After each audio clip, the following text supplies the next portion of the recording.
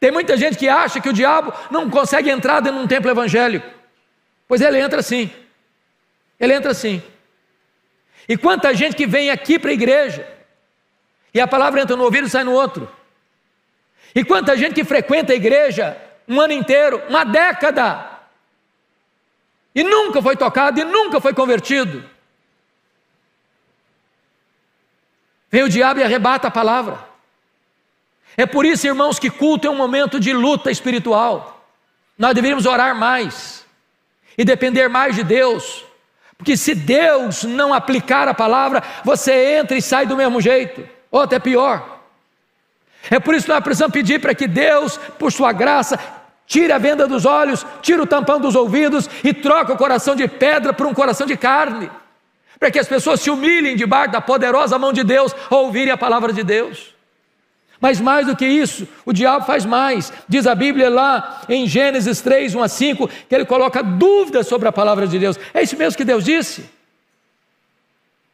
Eu hoje de manhã, lá em Cuiabá, estava sentado, cheguei um pouco mais cedo, num banquinho, o culto ainda não tinha começado, chega uma irmã e disse para mim com o coração apertado, que a sua filha, nesse período de pandemia, deixou a igreja, e agora ela não acredita mais na Bíblia. A Bíblia já não faz mais sentido para ela. Foi criada no Evangelho, criada na igreja, aluno de escola dominical. Quantas pessoas que hoje ainda estão ouvindo o sibilo da serpente, que Eva ouviu, é assim mesmo que Deus disse? Será que esse livro merece confiança? Será que a Bíblia é a palavra de Deus? Será que esse livro é inerrante? Será que esse livro é infalível? Será que esse livro é suficiente? Será que eu ainda posso continuar crendo na Bíblia? Será que não é um livro ultrapassado? Será que não é um livro que precisa ser atualizado? E o diabo está destilando essas dúvidas no coração das pessoas. Nós precisamos nos acautelar, meus irmãos, porque todo desvio da Bíblia é insinuação de Satanás.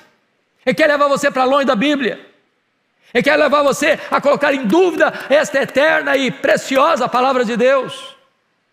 Mas mais do que isso, olha comigo a Escritura, em terceiro lugar, ele vai gerar insatisfação. Meus irmãos, não tem nada mais perigoso que o diabo fez com Adão e Eva lá no Éden, que eu estou fazendo hoje. A pessoa está insatisfeita com a vida, está insatisfeita com a casa que mora, está insatisfeita com a roupa que veste, está insatisfeita com a comida que come, está insatisfeita com o cônjuge, está insatisfeita com os filhos, está insatisfeita com a igreja, está insatisfeita com a nação, ela está insatisfeita, e quando você está insatisfeito, um paraíso vira um tormento para você. O jardim do Éden vira um lugar terrivelmente estreito para você. Quando você está insatisfeito, a casa do Pai é um lugar de opressão e não um lugar de mesas fartas para você. Você começa a flertar com o mundo, flertar com o pecado, flertar com as aventuras, flertar com as loucuras, achando que lá está a vida. Ação do maligno. Mas mais, em quarto lugar, diz a Bíblia que o inimigo semeia o joio no meio do trigo. E quando Jesus vai interpretar, diz que os joios são os filhos do maligno. Preste atenção nisso.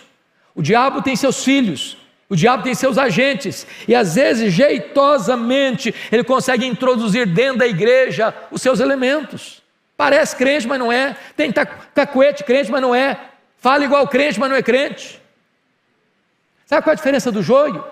Eu estava agora lá em Israel, e uma pessoa, nós passando pela estrada, paramos o ônibus, tinha uma plantação e tinha joio, e ele pegou igualzinho o trigo, e ele moeu na mão, virou farelo, não tinha nada, era só farelo, era só palha, parece trigo, mas não é trigo.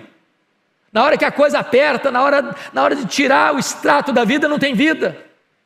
E o inimigo lança essas pessoas dentro da igreja, para causar cisânia, para causar divisão, para causar escândalo, para trazer confusão no meio do povo de Deus. Acautelemo-nos. Mas mais do que isso, o diabo ele não entra na igreja, pois eu quero lhe dizer que ele sobe ao púlpito. Sobe ao púlpito. Lá em Zacarias capítulo 3 diz que o sumo sacerdote Josué estava ministrando e Satanás está do lado direito dele para se lhe opor. Quando um pregador se levanta para desviar o povo da palavra, para torcer a palavra de Deus, para pregar uma outra coisa, o diabo está lá.